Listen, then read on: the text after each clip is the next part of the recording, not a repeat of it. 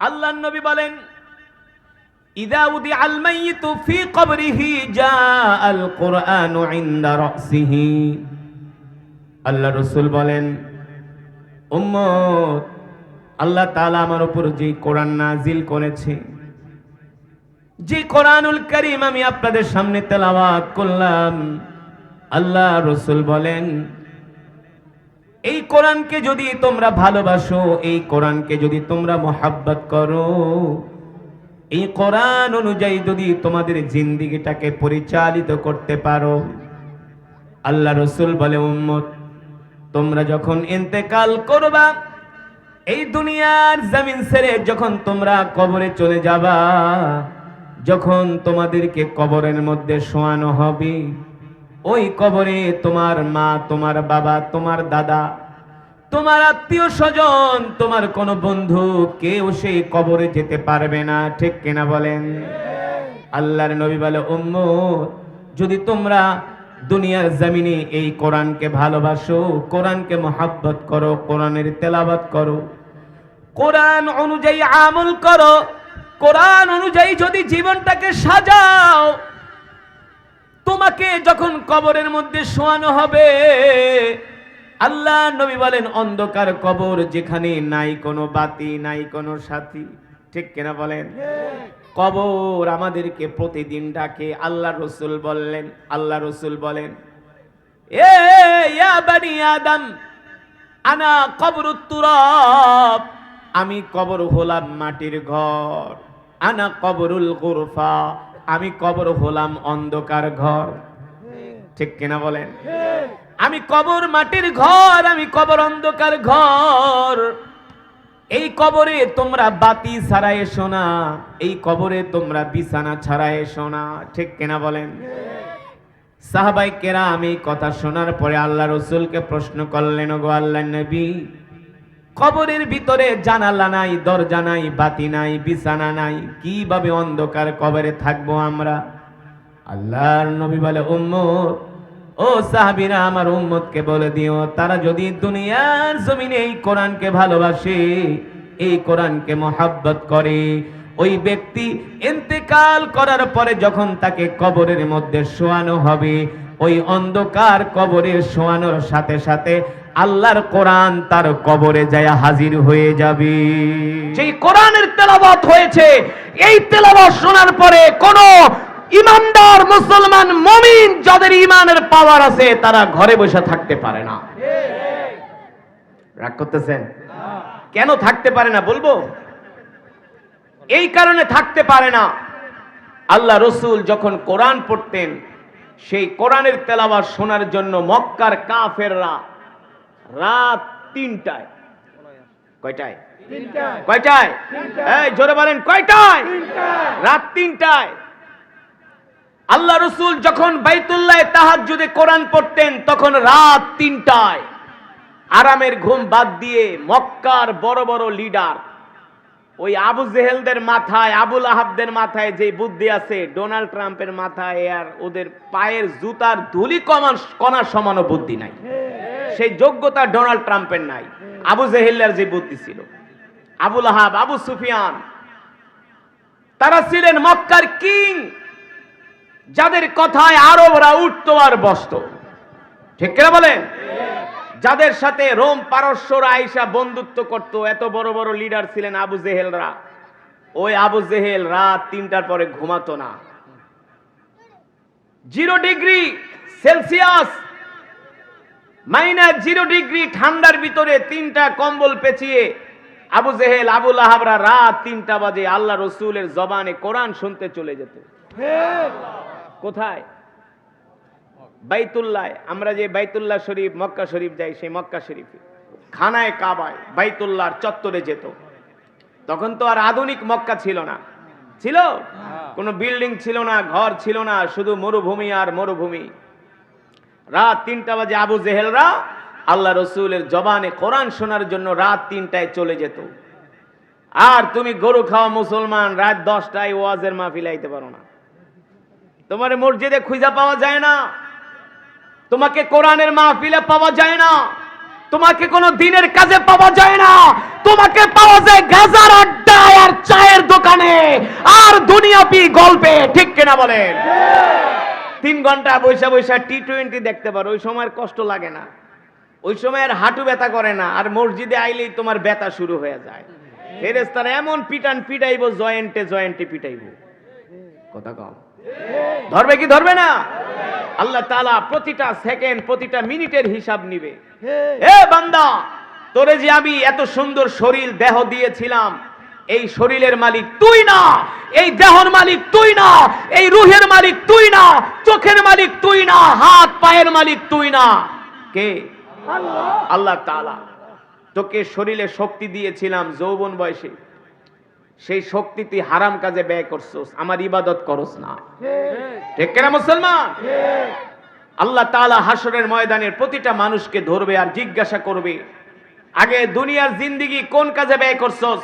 খালি ধান্দা, টাকা ইনকাম, সম্পদ কামাই, ক্ষমতা, এই জন্য দুনিয়ার জিন্দেগিটা ব্যয় করছো। আল্লাহ তাআলার কাছে হাসরের ময়দানে সেই দিন হিসাব দিতে হবে। ঠিক কিনা বলেন? আমি কোরআন পড়েছি, আপনারা শুনেছেন, কিছু কিছু মুসলমান দৌড়ায় দৌড়ায় কোরআনের মজমায় আসছে, কোরআন তেলাওয়াত শোনার পরে আসছে না? আপনারাও মনোযোগ দিয়ে শুনছেন, শুধু কোরআন শোনেন নাই, জান্নাতের টিকিট নেওয়ার জন্য আসছেন। জান্নাতের টিকিট পেয়ে গেছেন, যদি আল্লাহ কবুল করে নেন। বলতে পারেন, হুজুর বর্তমানে তো সবাই টিকিট দেয়। সবাই কি টিকিট দেয়? সব দলে টিকিট বিক্রি করে, কেউ বাদ নাই, কে থেকে কেউ পিছায়া নাই, কারো থেকে কেউ পিছায়া নাই, সবাই জান্নাতের টিকিট দেয়। কিন্তু আসল টিকিট হলো আল্লাহ রসুল বলছে, আমি বলি না, আল্লাহ রসুলের হাদিস। আল্লাহ নবী বলেন, ইযা উদিআল মাইয়িতু ফি কবরিহি জাআল কুরআনু ইনদা রাসিহি। আল্লাহ রসুল বলেন, উম্মত, আল্লাহ তাআলা আমার উপর যে কোরআন নাজিল করেছে, যে কোরআনুল কারীম আমি আপনাদের সামনে তেলাওয়াত করলাম, আল্লাহ রসুল বলেন, এই কোরআনকে যদি তোমরা ভালোবাসো, এই কোরআনকে যদি তোমরা মোহাব্বত করো, এই কোরআন অনুযায়ী যদি তোমাদের জিন্দেগিটাকে পরিচালিত করতে পারো, আল্লাহ রসুল বলে, উম্মত, তোমরা যখন ইন্তেকাল করবা, এই দুনিয়ার জমিন ছেড়ে যখন তোমরা কবরে চলে যাবা, যখন তোমাদেরকে কবরের মধ্যে শোয়ানো হবে, ওই কবরে তোমার মা, তোমার বাবা, তোমার দাদা, তোমার আত্মীয় স্বজন, তোমার কোন বন্ধু, কেউ সেই কবরে যেতে পারবে না। ঠিক কিনা বলেন? আল্লাহর নবী বলে, উম্মত, যদি তোমরা দুনিয়ার জমিনে এই কোরআনকে ভালোবাসো, কোরআনকে মোহাব্বত করো, কোরআনের তেলাওয়াত করো, কোরআন অনুযায়ী আমল করো, কোরআন অনুযায়ী যদি জীবনটাকে সাজাও, তোমাকে যখন কবরের মধ্যে শোয়ানো হবে, আল্লাহ নবী বলেন, অন্ধকার কবর, যেখানে নাই কোনো বাতি, নাই কোনো সাথী। ঠিক কিনা বলেন? কবর আমাদেরকে প্রতিদিন ডাকে। আল্লাহ রসুল বললেন, আল্লাহ রসুল বলেন, এ ইয়া বানি আদম, আনা কবরুত তুরাব, আমি কবর হলাম মাটির ঘর, আনা কবরুল গুরফা, আমি কবর হলাম অন্ধকার ঘর। ঠিক কিনা বলেন? আমি কবর মাটির ঘর, আমি কবর অন্ধকার ঘর। এই কবরে তোমরা বাতি ছাড়া এসো না, এই কবরে তোমরা বিছানা ছাড়া এসো না। ঠিক কিনা বলেন? সাহাবায়ে কেরাম এই কথা শোনার পরে আল্লাহ রসুলকে প্রশ্ন করলেন, গো আল্লাহর নবী, কবরের ভিতরে জানালা নাই, দরজা নাই, বাতি নাই, বিছানা নাই, কিভাবে অন্ধকার কবরে থাকবো আমরা? আল্লাহর নবী বলে, উম্মত, ও সাহাবীরা, আমার উম্মতকে বলে দিও, তারা যদি দুনিয়ার জমিনে এই কোরআনকে ভালোবাসে, এই কোরআনকে মোহাব্বত করে, ওই ব্যক্তি ইন্তেকাল করার পরে যখন তাকে কবরের মধ্যে শোয়ানো হবে, ওই অন্ধকার কবরে শোয়ানোর সাথে সাথে আল্লাহর কোরআন তার কবরে যায় হাজির হয়ে যাবে। আর আরো জোরে বলেন সুবহানাল্লাহ। ইযা উদিআল মাইয়িতু ফি কবরিহি জাআল কুরআনু ইনদা রাসিহি, রাসুন মানে আলো, রাসুন মানে কি আলো। আল্লাহ নবী বলে উম্মত যখন তোমাকে কবরের মধ্যে শোয়ানো হবে এই কোরআন যায়া তোমার কবরটাকে আলোকিত করবে। যদি কোরআনকে ভালোবাসেন, মান তাশাব্বাহা বিকওমিন ফাহুয়া মিনহুম, আল্লাহ রাসূলের হাদিস। এ দুনিয়ার জমিনে যার সাথে যার সম্পর্ক হবে তার সাথে হাসর হবে, ঠিক কিনা বলেন?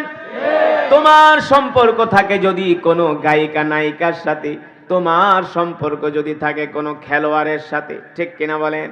এই দুনিয়ার জমিনে যদি তুমি তো কোনো গায়িকা নায়িকাকে ভালোবাসো, কোনো খেলোয়াড়কে ভালোবাসো, যারা হারাম কাজ করে তাদেরকে যদি ভালোবাসো, তাহলে তুমি মনে রেখো হাসরের ময়দানও তাদের সাথেই তোমার হাসর নাসর হবে, ঠিক কিনা বলে? আর যারা দুনিয়ার জমিনে আল্লাহর কোরআনকে ভালোবাসে, আলেম ওলামাদের ভালোবাসে, সুবহানাল্লাহ বলেন। কাদেরকে ভালোবাসে? হাফেজ কোরআনদেরকে ভালোবাসে, আলেমদেরকে ভালোবাসে, আলেমদেরকে মহব্বত করে। আল্লাহর নবী বলেন হাসরের ময়দানে এই সমস্ত ব্যক্তিদের হাসর নাসরও হবে আলেমদের সাথে, কোরআনওয়ালাদের সাথে, সুবহানাল্লাহ বলেন। আর যারা দুনিয়ার জমিনে আল্লাহর কোরআনকে ভালোবাসবে না, যারা দুনিয়ার জমিনে আল্লাহর কোরআনকে মহব্বত করবে না, আলেম ওলামাদের সাথে সম্পর্ক রাখবে না, তাদের সম্পর্ক, তাদের হাসর হবে ওই গাঁজাখোরদের সাথে, ফেন্সিডিল খোরদের সাথে, মদ খোরদের সাথে, ঠিক কিনা বলেন? রাগ করতেছেন নি? রাগ করেন না বাবা। আমি যেটা বললাম, এই কোরআনের তেলাওয়াত শোনার পরে কোন মুসলমান ঘরে থাকতে পারে না যদি তার ঈমানের পাওয়ার থাকে। ও যুবক ও মুসলমান, এই কোরআনের তেলাওয়াত শোনার পরে, মসজিদের মিনারের আজান শোনার পরে তোমার ঈমান যদি তোমাকে মসজিদে আনতে না পারে, কোরআনের তেলাওয়াত শোনার পরে তোমার ঈমান যদি তোমাকে ঘর থেকে, চায়ের দোকান থেকে, রাস্তা থেকে কোরআনের মাহফিলে আনতে না পারে, তাহলে তুমি মনে রাখো তোমার এই ভাঙ্গা ঈমান তোমাকে জান্নাতেও নিতে পারবে না। পারবে? তোমার ঈমান যদি তোমাকে মসজিদে আনতে না পারে, আজান শোনার পরে কোরআনের মাহফিলে আনতে না পারে, দ্বীনের কাজে আনতে না পারে, ঈমান তোমাকে জান্নাতেও নিতে পারবে না। জান্নাতে যাইবা, মারতে মারতে হাড্ডি ছুটায় ফেলাইব, ঠিক কিনা? খবর লয়ে ফেলাইব ফেরেশতারা, তারপরে যাইবা। কবে যাইবা সেটারে কোনো ঠিক ঠিকানা নাই, যাবা। এটাও হাদিস যে আল্লাহকে বিশ্বাস করে, স্বীকার করে, সে জান্নাতে যাবে। তবে কবে যে যাইবা, মারতে মারতে শেষ করে ফেলাইব। কিন্তু যারা আল্লাহর কোরআনকে মহব্বত করবে, আল্লাহর কোরআনকে ভালোবাসবে, আল্লাহু আকবার, কবরে শোয়ানোর সাথে সাথে আল্লাহর কোরআন তাদের সামনে যায় হাজির হয়ে যাবে আর বলবে, দোস্ত বন্ধু চিন্তা করো না, চিন্তা করো না, আমি কোরআন তোমার সাথে আছি, তুমি আরামে ঘুমাও। আল্লাহু আকবার। ও মুসলমান, যেটা বলছিলাম, আল্লাহর নবী যখন রাত্রবেলা কোরআন পড়তো, আবু জেহেলরা কোরআন শুনতে চলে যেত। অথচ মক্কার আবু জেহেলরা ছিল আল্লাহ রাসূলের সবচেয়ে বড় দুশমন, ঠিক কিনা বলেন? যখন প্রতিদিন আবু জেহেলরা কোরআন শুনতে আসতো, তখন মক্কার মানুষগুলো জেনে ফেলেছে যে মক্কার বড় বড় নেতারা মুহাম্মদের কোরআনের তেলাওয়াত শোনার জন্য মক্কার বড় বড় লিডারেরা বাইতুল্লাহে যায়, খানায়ে কাবার চত্বরে, বাইতুল্লাহর চত্বরে যে মুহাম্মদের তেলাওয়াত শোনে। এই খবর জানাজানি হওয়ার পরে মক্কার সব মানুষগুলো আল্লাহ রাসূলের কোরআন তেলাওয়াত শোনার জন্য ভিড় জমাতো। সুবহানাল্লাহ বলে। এই কোরআনের এমন পাওয়ার, ওয়াইযা তুলিয়াত আলাইহিম আয়াতুহু যাদাতুহুম ঈমানা, কোরআনের তেলাওয়াত শুনলে ঈমান বেড়ে যায়। এটা কি আমার কথা? কে বলছেন? জোরে বলুন। এই কোরআন এমন কিতাব, আজ পর্যন্ত কোরআনের মধ্যে একটা নক্তা জের জবর পেশের মধ্যে কেউ ভুল ধরতে পারে নাই। পারছে? কত বিজ্ঞানী, কত দার্শনিক, কত কবি, না সক্রেটিস, আইনস্টাইন, নীল আর্মস্ট্রং, কত বড় বড় দার্শনিক পৃথিবীতে আসলো আর গেল, কিন্তু আল্লাহর কোরআনের একটা নক্তা জের জবর পেশের মধ্যে ভুল ধরতে পারে না। পারছে? পারে নাই, পারবেও না। ইন্না নাহনু নাযালনা যিকরা ওয়া ইন্না লাহু লাহাফিজুন। আল্লাহ রাব্বুল আলামিন বলেন, নবী এই কোরআন আমি আপনার উপর নাজিল করেছি, আর এই কোরআন হেফাজতের দায়িত্ব আমি আল্লাহ নিজ হাতে গ্রহণ করেছি। জোরে বলেন সুবহানাল্লাহ। ও মুসলমান, এই কোরআন কত বিস্ময়কর কিতাব, মানুষ চিন্তা করে না। একটা মানুষ 10টা কবিতার লাইন মুখস্থ রাখতে পারে না। ছোটবেলায় কত কবিতা পড়ছি না, আমাদের ছোট নদী চলে বাঁকে বাঁকে, বৈশাখে মাসে তার কি হাঁটু জল থাকে, 2 কলির পরে আর মনে নাই। কিন্তু তুখোর মেধার অধিকারী ছিলাম, কত কবিতা পড়েছি, কত রচনা, কত উপন্যাস পড়েছি, মনে নাই। কিন্তু 30 বছর আগে কোরআন মুখস্থ করছি, 30 বছর পর্যন্ত এই কোরআন দিয়া তারাবি পড়াই। এই যে সামনে রমজান আসতেছে, যখন তারাবিতে দাঁড়াই মনে হয় কিছুই মুখস্থ নাই, সব ভুলে গেছি। মসজিদে যখন যাই মনে আসে না, মনে হয় ভুলে গেছি। কিন্তু নামাজে দাঁড়ানোর সাথে সাথে শুধু আসতেই থাকে। জোরে বলেন সুবহানাল্লাহ। বিস্ময়কর কিতাব না? সুবহানাল্লাহ।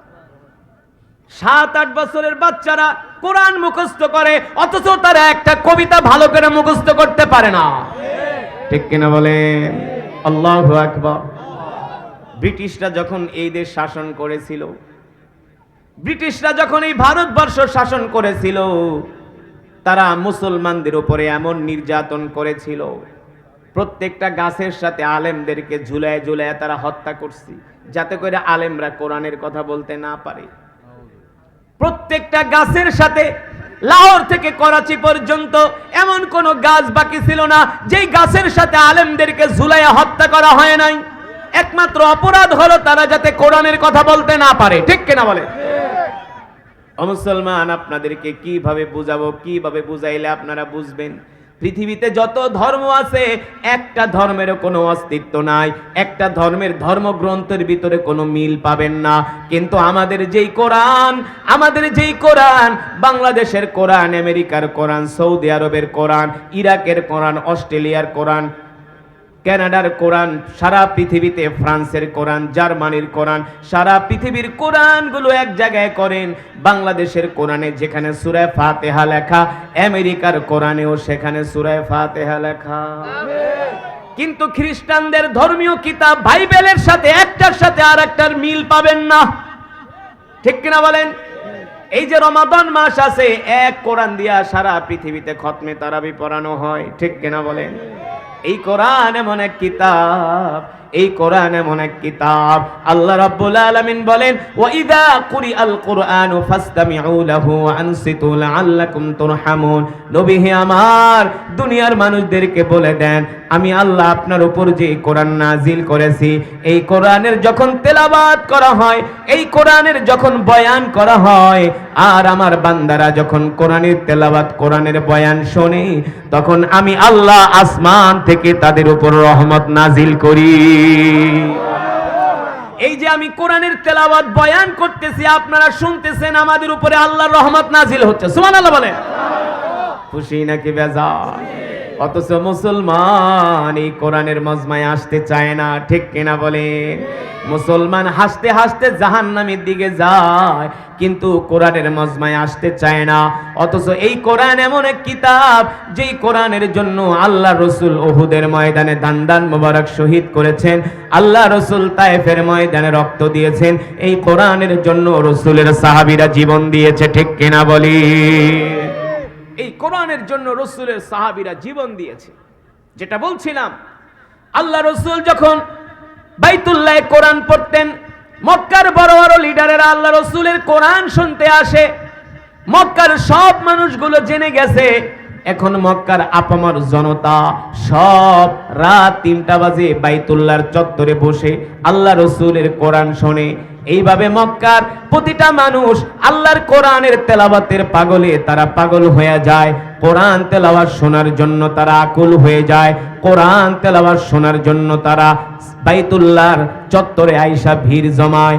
এই দৃশ্য যখন মক্কার বড় বড় লিডাররা উপলব্ধি করলো, তারা যখন বুঝতে পারলো এইভাবে যদি মুহাম্মদের কোরআন তেলাওয়াত মক্কার মানুষগুলো শুনতে থাকে, তাহলে আর কিছুদিন পরে মক্কায় কোনো কাফের খুঁজে পাওয়া যাবে না, সব কালেমা পড়ে মুসলমান হয়ে যাবে। তাহলে কি করা যায়?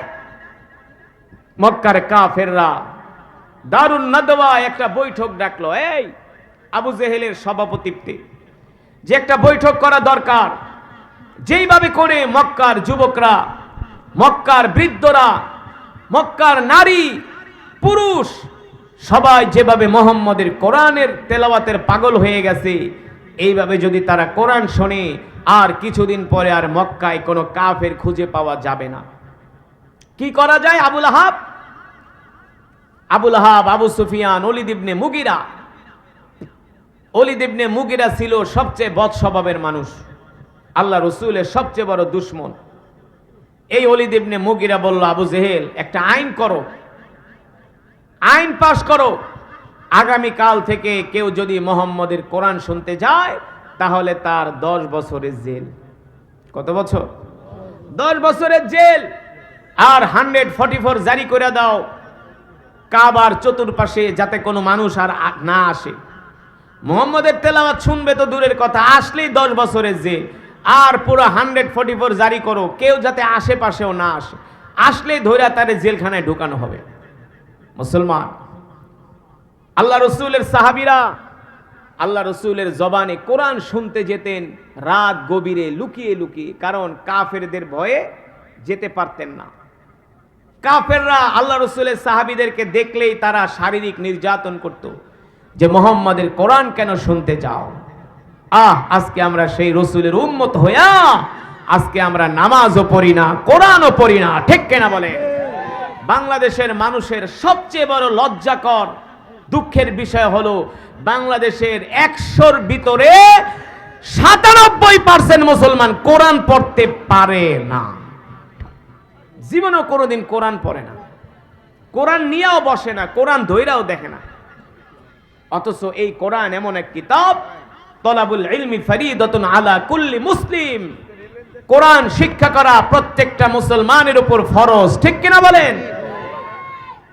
খায়রুকুম মান তাআল্লামাল কুরআন ওয়া আল্লামা, আল্লাহ রাসূল বলছেন তোমাদের মধ্যে সর্বোত্তম ওই ব্যক্তি যে নিজে কোরআন পড়ে অন্যকে কোরআন শেখায়, সে হলো সর্বোত্তম ব্যক্তি। যে অঙ্ক শিখায়, ইংলিশ শিখায়, জেনারেল শিক্ষা দেয়, আল্লাহ রাসূল তার কথা বলে নাই।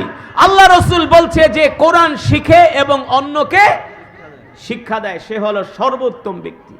সুবহানাল্লাহ বলেন। তাই বলে কি জেনারেল শিক্ষা দরকার নাই? 100% দরকার আছে, কিন্তু আগে কোরআন শিখতে হবে, আগে ফাউন্ডেশন হবে কোরআন, ঠিক কিনা বলেন? আপনি বিল্ডিং বানাবেন, ফাউন্ডেশন যত মজবুত বিল্ডিংও তত মজবুত, ফাউন্ডেশন দুর্বল আপনার বিল্ডিংও দুর্বল। আপনার সন্তান যদি ছোটবেলা থেকে কোরআন শেখে, ধর্মীয় শিক্ষায় শিক্ষিত করেন, আপনি তাকে ডাক্তার বানান, ইঞ্জিনিয়ার বানান, নেতা বানান, ব্যবসায়ী বানান, আপনার সন্তান কখনো মাদকাসক্ত হবে না, গাঁজাখোর হবে না, ফেন্সিডিলখোর হবে না, মদখোর হবে না। আপনার সন্তান হাজার হাজার কোটি টাকার মালিক হবে, বড় ব্যবসায়ী হবে, সিআইপি হবে, কোনোদিন নাইট ক্লাবে যাবে না। আর আপনার সন্তানের ভিতরে যদি ধর্মীয় শিক্ষা না থাকে, তাহলে সে শিল্পপতি হইয়া হাজার হাজার কোটি টাকা কামাইবে, বলবো টাকা খরচ করুম কই? চলো দোস্ত একটু গুলশানে যাই নাইট ক্লাবে, নালে চলো ব্যাংকক থেকে ঘুরে আসি, সিঙ্গাপুর চলো, থাইল্যান্ডে চলো, টাকা উড়ানোর জায়গা পায় না। আর যদি আপনার সন্তান সুসন্তান হয়, তার ভিতরে যদি ধর্মীয় শিক্ষা থাকে, তাহলে সে শিল্পপতি হইয়া টাকা পয়সা হইলে বলবো আমি একটা মাদ্রাসা, একটা মসজিদ বানাই, ধর্মীয় কাজে ব্যয় করি, ঠিক কিনা বলেন? আর তার ভিতরে ধর্মের গুণ না থাকলে বলবো এলাকার পোলাপান নে কইবো জনমের মতো মদ খা, সিগারেট খা, গানের অনুষ্ঠান কর, ঠিক কিনা বলেন? আমি যেই মসজিদে জুমা পড়াই, হাজী আব্দুল সাত্তার মসজিদ, গাজীপুর, শ্রীপুর, মাওনা, বাংলাদেশে 10টা মসজিদ থাকলে একটা মসজিদ 150 কোটি টাকা দিয়ে মসজিদটা বানিয়েছে। কত কোটি? 150 কোটি। তো আমার মসজিদের মোতাল্লিকা হুজুর, তিনি একজন বাংলাদেশের নামকরা বিজনেসম্যান, ব্যবসায়ী, বলে হুজুর আমার অনেক ফ্রেন্ড সার্কেল আছে, আমার চাইতে ওদের টাকা পয়সা বেশি আছে, কিন্তু ওরা কেউ একটা মসজিদ মাদ্রাসা বানায় না। ওরা টাকা হইলেই চলে যায় সিঙ্গাপুর, ব্যাংকক, থাইল্যান্ড, আমেরিকা, সেখানে যে ওরা ডলার ডলার খরচ করে। আর আল্লাহ আমারে ধর্মীয় শিক্ষা দেওয়ার কারণে, ধর্মীয় জ্ঞান দেওয়ার কারণে আমি আমার অর্থ দিয়া 150 কোটি টাকা দিয়ে মসজিদ বানাইছি। কেন বলতেছি কোরআন কেন সন্তানদেরকে শিখাবেন? কারণ কি, বর্তমানে 6-7 এর ছেলেরা সিগারেট খায়, 6-7 পড়ে, 6-7 ওপেন সিগারেট খায়, ওপেন গাঁজা খায়, গাঁজা। এলাকা এলাকায় কিশোর গ্যাং, কিশোর গ্যাং, এলাকা এলাকায় কিশোর গ্যাং, খুনাখুনি। ওদের একটা কিশোর গ্রুপ আছে, ওরা গ্যাং একসাথে 20-30 জন চলে, এলাকার মুরব্বীদেরও দাম দেয় না, ঠিক কিনা বলেন? এলাকার ভিতরে ত্রাস সৃষ্টি করে, মারামারি করে, মারামারি লাগলে একজন আর একজনের উপকার করার জন্য দাও লয়া, খুন্তি লয়া, সোরা লয়া, স্যান্দাও লয়া, চাকু লয়া, চাপাটি নিয়া, হকি স্টিক নিয়ে তারা বের হয়ে যায়, এলাকায় মহড়া দেয়, ঠিক কিনা বলেন? আমার এলাকায় নাম করা একটা স্কুল আছে, মাত্র 6-7 পড়ে, আমার বাড়ির সামনে দাঁড়ায় সিগারেট খায়, 6-7 পড়ে, 4টা ছেলে। আমি ডাক দিয়েছি, এদিকে আয়, সিগারেট খাও কেন? কোন স্কুলে পড়ো? বলে হুজুর ওই স্কুল। আমি তোমাদের স্কুল তো নাম করা স্কুল, তাহলে তোমরা সিগারেট খাও কেন? তোমাদের সিগারেট খাওয়ার বয়স হয়েছে? আমি একটা ধমকের সুরে বললাম, যাও, আর কোনোদিন যাতে আমার বাড়ির সামনে, আমার গলিতে তোমাদেরকে সিগারেট খেতে না দেখি। বলে হুজুর সিগারেট খাই, আপনার বাপের টাকা দিয়ে খাই কিনা? আমার মুখের উপর বলে আপনার বাপের টাকা দিয়ে সিগারেট খাই, এই কথা বলে। পরে 6-7 সত্য না মিথ্যা? সত্য না মিথ্যা? এই হলো সমাজের বাস্তব অবস্থা, এই হলো সমাজের বাস্তবতা। কিন্তু আজ পর্যন্ত কোনোদিন শুনছেন যে মাদ্রাসার ছাত্ররা এলাকায় কিশোর গ্যাং? শুনছেন? মাদ্রাসার ছাত্ররা অমুক মাদ্রাসায় মারামারি করে 10 জন খুন? শুনছেন? অমুক জায়গায় ছিনতাই করছে, চাঁদাবাজি করছে, মাস্তানি করছে? শুনছেন? শুনেন নাই। কারণ কি? কারণ হলো তাদের মাঝে আল্লাহর কোরআন আছে। মাদ্রাসার ছাত্ররা আপনাদেরকে দেখলে সালাম দেয়, ঠিক কিনা? আর এখন স্কুল কলেজের ছেলেরা ভালো আছে, কিন্তু ভালোর চেয়ে বেশি হলো বিপথে চলে গেছে। কারণ তাদেরকে দিন শেখানো হয় নাই। মুরব্বীদের সামনে দাঁড়ায় দাঁড়ায় সিগারেট টানে, বিড়ি টানে। আমি এক এলাকায় ওয়াজে গেছি, এলাকার কমিটি আইসাকে, হুজুর আজকে এমন একটা ওয়াজ করেন যাতে আমাদের এলাকার যুব সমাজরা ভদ্র হয়ে যায়। আমি বলি কি করে? বলে আমাদের মুরব্বীদেরকে মানে না। আমরা তো আগে ছোটবেলায় বাপ দাদার সামনে সিগারেট আর বিড়ি খাওয়া তো দূরের কথা, বাপ দাদারে দেখতে আমরা 10 হাত দূরে থাকতাম। আর এখনকার জেনারেশন আমাদের সামনে এসে বিড়ি টানে, আমাদেরকে মানে না। এই জন্য দায়ী আমরা আমাদের সন্তানদেরকে কোরআন শিখাই নাই, ঠিক কিনা বলে? অথচ এই কোরআন এমন এক কিতাব, এই কোরআনের সংস্পর্শে এসে কত খারাপ মানুষ ভালো হয়ে গেছে, ঠিক কিনা বলেন? কত চোর ডাকাত, কত সন্ত্রাস আল্লাহর কোরআনের তেলাওয়াত শোনার পরে, আল্লাহর কোরআনের বয়ান শোনার পরে তাদের পরিবর্তন হয়ে গেছে। ওই যে মক্কার বড় বড় কাফেররা বৈঠকে বসছে, আজ থেকে কেউ যাতে মুহাম্মদের কোরআন শুনতে না আসে, আইন করো, আইন পাশ করো। কেউ যাতে কাবার চত্বরে না আসে, কাবার আশেপাশেও না আসে। মক্কার কাফেররা আইন করলো, মক্কার গলিতে গলিতে মাইকিং করে দিল, পোস্টার লাগায় দিল, সাবধান, আজকের পর থেকে আর কেউ মুহাম্মদের কোরআন শুনতে যাবা না, গেলে 10 বছরের জেল। মুহাম্মদের কোরআন শোনার জন্য কোনো যুবক, কোনো পুরুষ ঘর থেকে রাত্রবেলা বের হবা না, ধরতে পারলে কিন্তু 10 বছরের জেল। এই আইন আবু জেহেল, আবু লাহাব, উতবা, সাইবা, ওলীদ ইবনে মুগীরারা তারা মিটিংয়ে বসে রাত্রবেলা আইন করছে। রাত্রবেলা আইন পাশ করার পরে নেতারা যার যার বাড়িতে চলে গেছে, আবু জেহেলও বাড়িতে চলে গেছে। এবার আবু জেহেল চিন্তা করে, আজকে তো আইন পাশ করলাম কেউ যাতে মুহাম্মদের কোরআন শুনতে না আসে, আজকে আইন পাশ করলাম কেউ যাতে মুহাম্মদের কোরআন শুনতে না আসে। যেহেতু আজকে আইন পাশ করছি, তার মানে গরম গরম অবস্থা। একটা আইন পাশ করলে কিছুদিন গরম থাকে না? খুব গরম থাকে যে কোনো আইন। আবু জেহেল বলে আজকে আইন পাশ করছি, তার মানে আজকে এলাকা গরম, আজকে আর কেউ মুহাম্মদের কোরআন শোনার জন্য যাবে না। সুযোগটা আমি নিজে কাজে লাগাই, এই সুযোগে আমি একা যাইয়া মুহাম্মদের কোরআন শুনে আসি, কেউ তো আর ঘর থেকে ডরে বের হবে না। এবার আবু জেহেল ঘড়ির দিকে তাকায় আছে, কখন রাত 3টা বাজবে। যখন রাত 3টা বেজে গেল, আবু জেহেল যাওয়ার জন্য প্রস্তুতি নিতেছে। সিরাতের কিতাবের মধ্যে আসছে, একটা না, দুইটা না, 3টা কম্বল আবু জেহেল শরীরে আবৃত করেছে। 3টা কম্বল দেয়া শরীর ঢাকছে, কারণ প্রচন্ড ঠান্ডা। আবু জেহেল আল্লাহ রসুলের কোরআন শোনার জন্য প্রস্তুতি নিচ্ছেন। হঠাৎ করে আবু জেহেলের স্ত্রী, তার নাম হলো উম্মে জামিল, আবু জেহেলের স্ত্রী, সেও টের পায়া গেছে যে আজকে মনে হয় আবু জেহেল মুহাম্মদের কোরআন শুনতে যাবে। আবু জেহেলের স্ত্রী উম্মে জামিল কোনো কথা বলে না, ঘুমের ভান ধইরা সেও ঘুমানোর ভান ধরতেছে। যখন আবু জেহেল রেডি হইয়া 3টা কম্বল পেঁচিয়ে হাতে একটা কুপি নিয়া যখন ঘরের দরজায় গেলেন, ঘরের আংটা খোলার জন্য যখন হাত দিলেন, আংটাটা খুললেন, হঠাৎ করে দরজার ভিতরে একটা টাংকেরা শব্দ হয়েছে। শব্দ হওয়ার সাথে সাথে আবু জেহেলের স্ত্রী উম্মে জামিল ঘুমের থেকে লাফ দিয়া বৈশা পড়ছে। বৈশা বলে, ইয়া আবা জাহেল, এ আবু জেহেল, তুমি এত রাত্রে কোথায় যাও? এত রাত্রে তুমি কোথায় যাও? ঘর থেকে কোনো বের হও। আবু জেহেল বলে, উম্মে জামিল, আমাকে ডিস্টার্ব করো না। আবু জেহেলের স্ত্রী বলে, আবু জেহেল, এত রাত্রে তুমি কোথায় যাও? আমাকে না বললে আমি তোমাকে ঘর থেকে বের হতে দিব না। আবু জেহেল বলে, মনে মনে চিন্তা করে, আমি যদি আমার স্ত্রী উম্মে জামিলের কাছে বলি আমি মুহাম্মদের কোরআন শোনার জন্য যাইতেছি, আর উম্মে জামিল যদি মক্কার মানুষদেরকে আগামীকাল বলে দেয়, তাহলে মক্কার সব মানুষ আমাকে জুতার মালা পরাবে। ঠিক কিনা? যে আপনি নিজে আইন পাশ করে আপনি নিজেই মুহাম্মদের কোরআন শুনতে যান, আপনি নিজে আইন পাশ করে আপনি নিজেই মুহাম্মদের কোরআন শুনতে যান।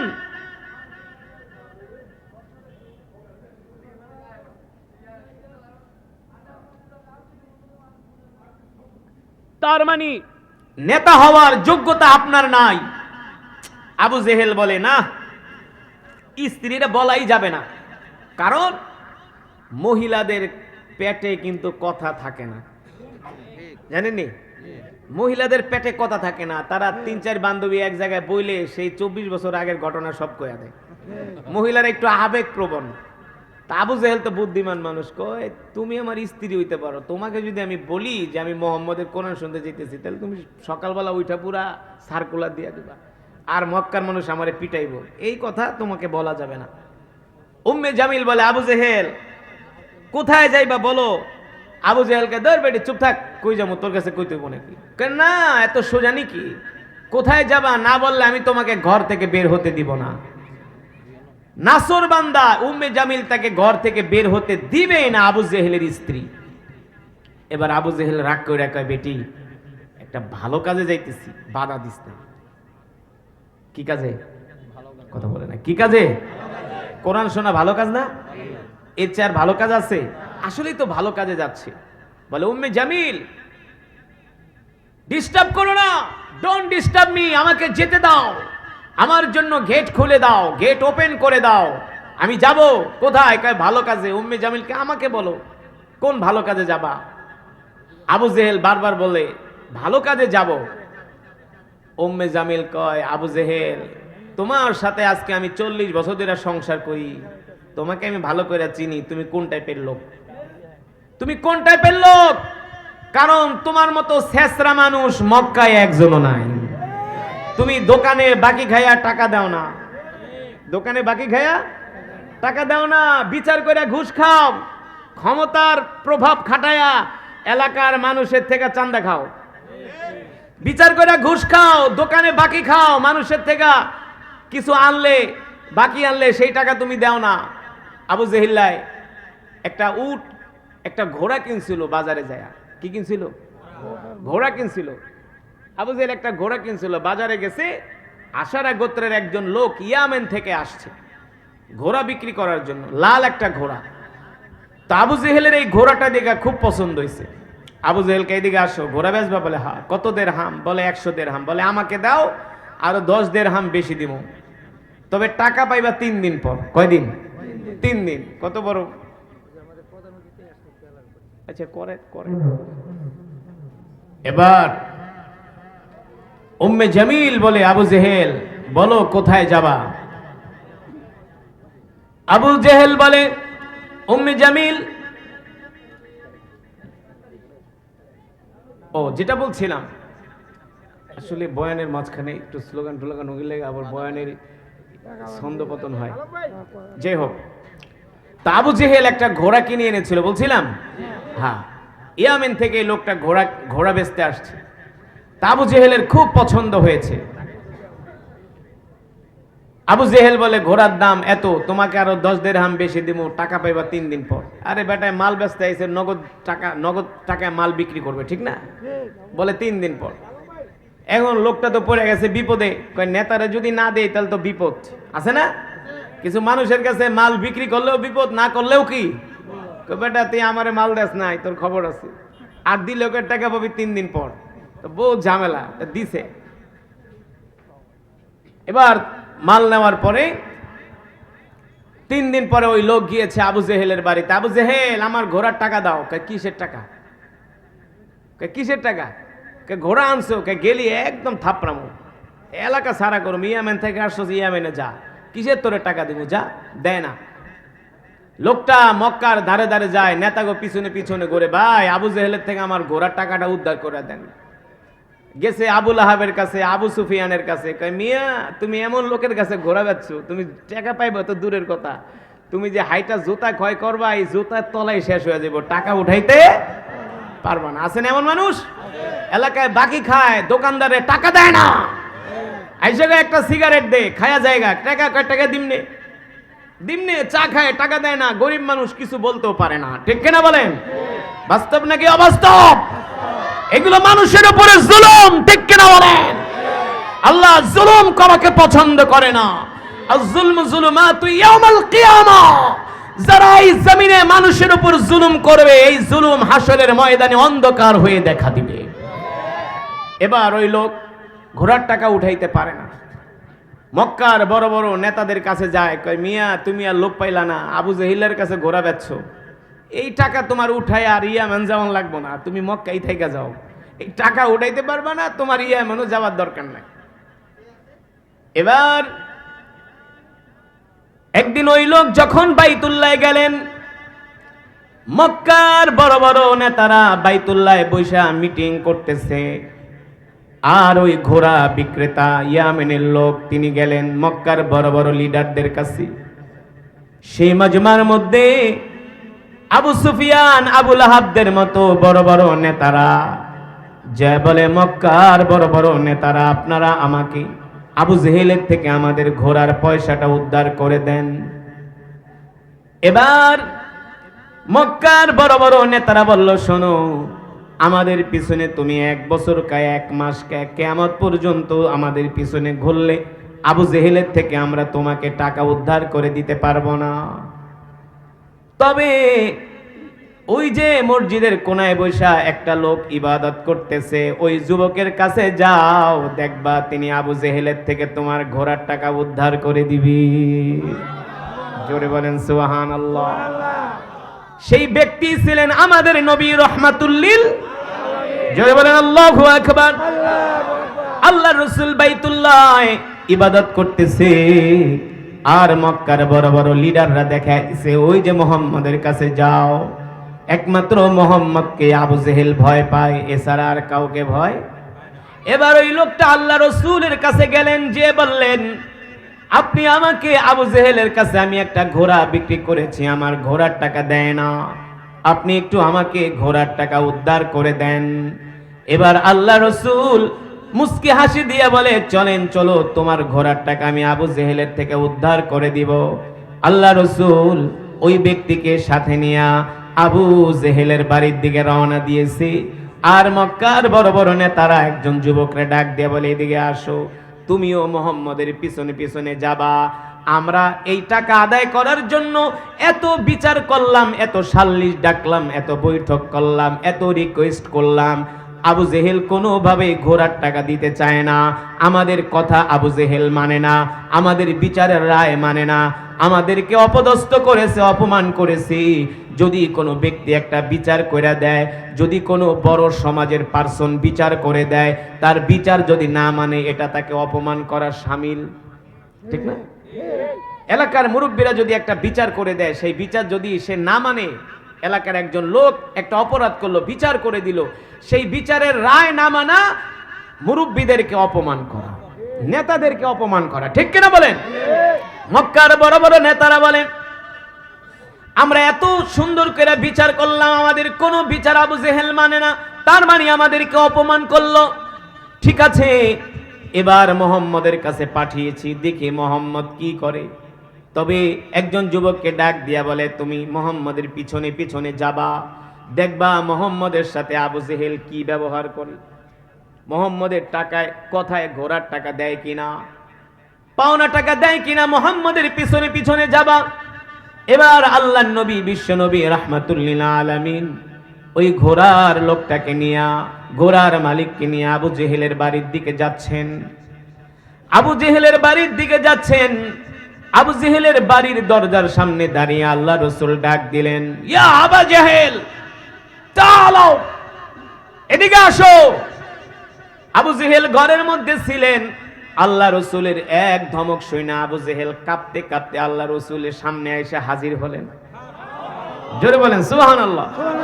আল্লাহ রসুল এক ধমক দিলেন, আবু জেহেল এদিকে আসো। আল্লাহ রসুলের এক ধমকে আবু জেহেলের মধ্যে ভূমিকম্প শুরু হয়ে গেছে। ভীত সন্ত্রস্ত হয়ে কাঁপতে কাঁপতে আল্লাহ রসুলের সামনে আসলেন। এবার আল্লাহর নবী ডাক দেয়া বলে, আবু জেহেল তুমি নাকি এই লোকের থেকে ঘোড়া কিনছো? বলে, হ্যাঁ মোহাম্মদ কিনছি। এই মুহূর্তে এই লোকের ঘোড়ার টাকা পরিশোধ করে দাও, এই মুহূর্তে ঘোড়ার টাকা পরিশোধ করো। এই কথা শোনার পরে আবু জেহেল কাঁপতে কাঁপতে বলে, মোহাম্মদ মাত্র 1 মিনিট সময় দাও।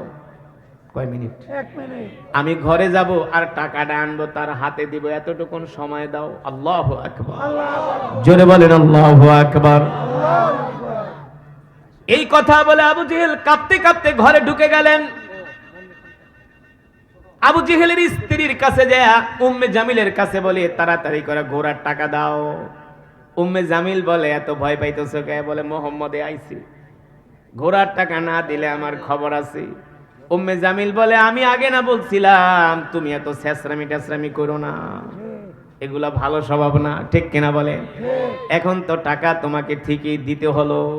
বলে, না দিয়া উপায় নাই, মোহাম্মদে আসছে, না দিলে আমার খবর আছে। আমি জানি কি দেখতেছি, মোহাম্মদের পিছনে দাঁড়ায় রয়েছি, অনুমতি দিলে আমাকে শেষ করে ফেলবে। আল্লাহু আকবার, জোরে বলেন আল্লাহু আকবার। এবার কাঁপতে কাঁপতে আবু জেহেল ঘরে যায় ঘোড়ার টাকার মালিককে ডাক দিয়ে বলে, ভাই নে তোর টাকা নিয়ে আমার তাড়াতাড়ি বাঁচা। এই কথা বলি আবু জেহেল ঘোড়ার টাকা ঘোড়ার মালিকের হাতে বুঝাই দিছি। আর আবু জেহেল থরথর করে কাঁপতেছি। আর আল্লাহর নবী ঘোড়ার মালিককে টাকা উদ্ধার করে দিয়ে আল্লাহর নবী বিশ্ব নবী রহমাতুল্লিল আলামিন বাড়িতে চলে গেছি। এবার মক্কার বড় বড় নেতারা ওই যুবকরে ডাকছে, ডাইকা বলে, বলো আমরা মোহাম্মদকে পাঠাইলাম, ঘোড়ার মালিককে পাঠাইলাম, মোহাম্মদ কি আবু জেহেলের থেকে টাকা উদ্ধার করে দিতে পারছি? এবার ওই যুবক বলে, আবু সুফিয়ান, আবু লাহাব, ওলীদ ইবনে মুগীরা শুধু ঘোড়ার টাকাই উদ্ধার করে দেয় নাই, মোহাম্মদকে দেখার পরে আবু জেহেল থরথর করে কাঁপতে শুরু করেছে। জোরে বলেন আল্লাহু আকবার। বিশ্ব নবী রাহমাতুল্লিল আল্লাহু আকবার। আমাদের কলিজার টুকরা নবী, যেই নবী সম্বন্ধে আল্লাহ তাআলা কোরআনুল কারীমের মধ্যে বলছেন, কুল ইন কুনতুম তুহিব্বুনাল্লাহা ফাত্তাবিউনি ইউহিব্বুকুমুল্লাহ ওয়া ইয়াগফির লাকুম যুনুবাকুম ওয়াল্লাহু গফুরুর রহিম। আল্লাহু আকবার। আল্লাহ তাআলা কোরআনুল কারীমের মধ্যে বলছেন, হে দুনিয়ার মানুষ, তোমরা যদি আল্লাহ তাআলাকে পেতে চাও, আল্লাহ তাআলার নৈকট্য অর্জন করতে চাও, তাহলে তোমরা সর্বপ্রথম তোমরা তোমাদের নবীকে ভালোবাসো, ঠিক কিনা বলি? আমার নবী রাহমাতুল লিল আলামিন, আল্লাহর পয়গম্বর, ঠিক কিনা বলেন? মক্কার কাফেররা পর্যন্ত আল্লাহর নবীকে ভালোবাসতো, আল্লাহর নবীকে ভয় করত। মক্কার কাফেররা আল্লাহ রাসূলের সামনে তারা বেয়াদবি করার সাহস পাইত না। আল্লাহু আকবার। আল্লাহ তাআলা কাফেরদের অন্তরে ভয় সৃষ্টি করে দিতেন। আল্লাহর নবীকে দেখার পরে আবু জেহেল থরথর করে কেঁপে ঘোড়ার টাকা উদ্ধার করে দিলেন। এই খবর জানার পরে মক্কার বড় বড় লিডাররা আবু জেহেল রে ডাকছে, আবু জেহেল, তোমার সাথে আমাদের কথা আছে। বলে, কি কথা? আমরা এত বিচার সালিশ করলাম, তুমি ঘোড়ার টাকা আমাদের কথাই দিলা না, কিন্তু মোহাম্মদের এক ধমকে নাকি তোমার অবস্থা খারাপ হয়ে গেছে। তুমি নাকি ঘোড়ার মালিককে টাকা দিয়া দিছো এক ধমকে, কারণটা কি? নাকি তুমি আমার গোপনে গোপনে মোহাম্মদের হাতে হাত রেখে কালেমা পড়ে মুসলমান হয়ে গেছো? মোহাম্মদের সাথে তোমার এত কি এত সম্পর্ক হয়ে গেল যে মোহাম্মদের কথায় তুমি টাকা দিয়া দিলা? এবার আবু জেহেল বলে, আবু লাহাব, আবু সুফিয়ান, ঘটনা এটা না, ঘটনা হইল অন্য একটা। বলে, কি? আল্লাহি রাব্বাল কাবা, রবের কাবার কসম খায়া বলি, মোহাম্মদ যখন ঘোড়ার মালিককে নিয়ে আমার বাড়ির সামনে গেছি, মোহাম্মদ যখন আমাকে ডাক দিছে, আমি তাকায় দেখি মোহাম্মদের দুই সাইডে দুটা বাঘ আমার দিকে হা কইরা তাকায় আছে। মনে হয় এখনই আমাকে খেয়ে ফেলবে। আল্লাহু আকবার। জোরে বলেন আল্লাহু আকবার। এই ভয়ে আমি তাড়াতাড়ি করে মোহাম্মদের কথায় আমি ঘোড়ার মালিককে আমার পাওনা পরিশোধ করে দিছি। সুবহানাল্লাহ, সুবহানাল্লাহ। মুসলমান। এবার আবু জেহেলের স্ত্রী উম্মে জামিল, মনে আছে নাকি?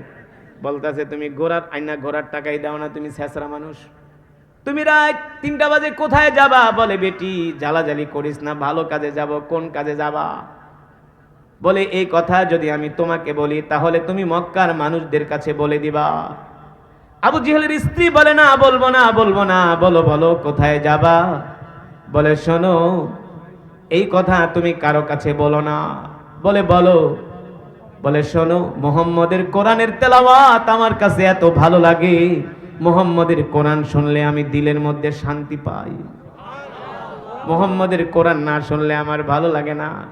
এবার আবু জেহেলের স্ত্রী উম্মে জামিল বলে, তাহলে তুমি একা কেন যাবা? আমারও সাথে নিয়ে যাও, সুবহানাল্লাহ, আমাকেও সাথে নিয়ে যাও, আমি একটু মুহাম্মদের তেলাওয়াত শুনে আসি। আমিও তো মুহাম্মদের মতো এত ভালো মানুষ, সুপুরুষ, সুদর্শন পুরুষ মক্কার জমিনে একজনও নাই, তিনি হলেন আল আমিন। ঠিক কিনা বলেন? মুহাম্মদকে আমরা কষ্ট দেই, মুহাম্মদ আমাদের কোনোদিন কষ্ট, আমরা মুহাম্মদকে কটু কথা বলি, মুহাম্মদ কোনোদিন আমাদের কটু কথা বলে না। আপনি যদি ভালো মানুষ হন, আপনার শত্রু আপনার অগোচরে আপনার প্রশংসা করবে। আপনি যদি ভালো মানুষ হন, করবে কি করবে না? আপনার শত্রু আপনার, না এই লোকটা আমার ক্ষতি করছে, ঠিক আছে, এই লোকটার আমি ক্ষতি করছি, কিন্তু লোকটা ভালো, লোকটা ভালো, সে আমার কোনো ক্ষতি করে না। ভালোর একটা মর্যাদা, একটা সম্মান আছে কি আছে না? বিশ্বনবী রাহমাতুল লিল আলামিন 63 বছর জিন্দেগিতে আল্লাহর রাসূল কোন মানুষের মনে কষ্ট দেয় নাই। কোন মুসলমান তো দূরের কথা, কোন কাফেরের মনে আল্লাহর রাসূল কষ্ট দেয় না। ঠিক কিনা বলেন? 63 বছর জিন্দেগিতে আল্লাহ রাসূলের জবান দিয়া, যাকে বলে স্লিপ অফ টান, আল্লাহ রাসূলের জবান দিয়া কোনো একটা অসার কথা বের হয় নাই। তিনি হলেন আমাদের কলিজার টুকরা নবী রাহমাতুল লিল আলামিন। আল্লাহ তাআলা যার সম্বন্ধে কোরআনে বলেছেন, ওয়ামা আরসালনাকা ইল্লা রাহমাতাল লিল আলামিন, নবী হে আমার, আমি আল্লাহ আপনাকে সমগ্র বিশ্ববাসীর জন্য রহমত করে পাঠিয়েছি। আপনি হলেন সমগ্র বিশ্ববাসীর জন্য রহমত। যেই বিশ্ব নবীর উপর আল্লাহ তাআলা কোরআন নাজিল করেছেন, আজকে যদি বাংলার প্রতিটা ঘরে ঘরে এই কোরআনের তেলাওয়াত হতো, বাংলার প্রতিটা স্কুল, কলেজ, ইউনিভার্সিটিতে যদি আল্লাহর কোরআনের শিক্ষা দেওয়া হতো, তাহলে আমাদের দেশে চুরি, ডাকাতি, সন্ত্রাসী, মাস্তানি, ধর্ষণ, ইফটিজিং কিছুই থাকতো না। থাকতো? আমাদের দেশ, আমাদের সমাজ, আমাদের রাষ্ট্র জান্নাতের টুকরায় পরিণত হয়ে যেত। আজকে আমাদের ঘরে কোরআন নাই, কোরআনের তেলাওয়াত নাই, আমাদের সন্তানরা আজকে কোরআন পড়তে পারে না। আমরা তাদেরকে আমেরিকায় অক্সফোর্ডে পাঠাই, ক্যামব্রিজে পাঠাই, অস্ট্রেলিয়ায়, কানাডায় পাঠাই, ডক্টরেট করে ইঞ্জিনিয়ার হয়, ব্যারিস্টার হয়, কিন্তু তারা আল্লাহর কোরআন পড়তে পারে না, ইংলিশ শিখতে শিখতে তারা জানোয়ার হয়ে যাচ্ছে, ঠিক কিনা বলে?